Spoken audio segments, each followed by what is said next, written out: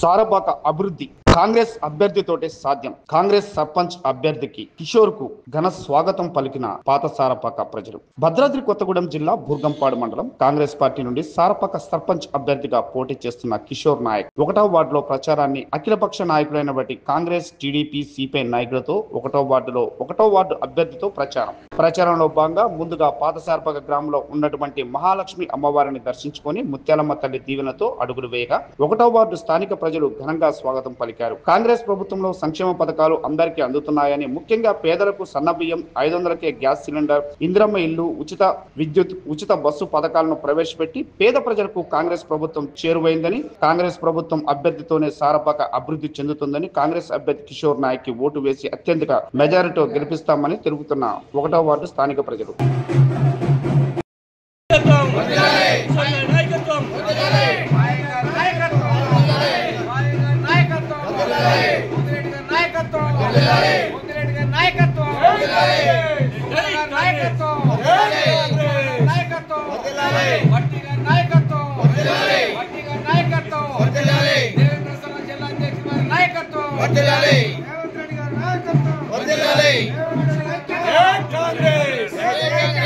అభ్యర్థిని గెలిపించుకుంటే అన్ని వస్తాయి, ఖచ్చితంగా వస్తాయి. చంద్ర నాయక్ వస్తాడు, ఆ పద్ధతులను చెప్తాడు, 10 రూపాయలు ఎత్తులు పోతాడు.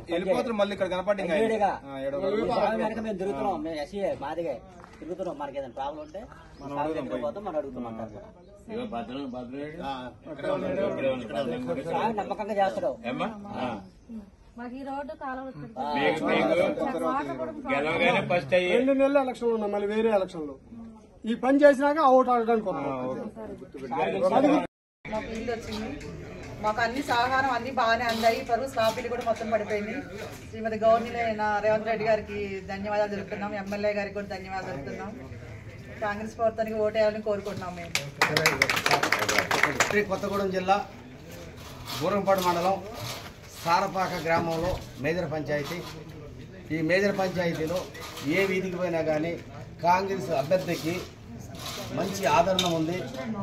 టీడీపీ, సిపిఐ మిత్రపక్షాలన్నీ కూడా ఆ రోజు ఎమ్మెల్యే గారు సారథ్యంలో ఎమ్మెల్యే గారిని గెలిపించుకోవడం జరిగింది, ఎంపీని గెలిపించుకోవడం జరిగింది, ఎమ్మెల్సీని గెలిపించుకోవడం జరిగింది.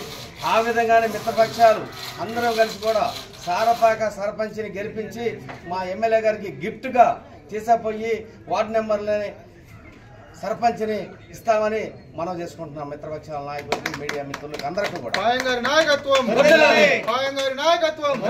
మిత్రపక్షాల ఐక్యత, రేవంత్ రెడ్డి గారి నాయకత్వం, శ్రీనివాస్ రెడ్డి గారి నాయకత్వం. జై కాంగ్రెస్.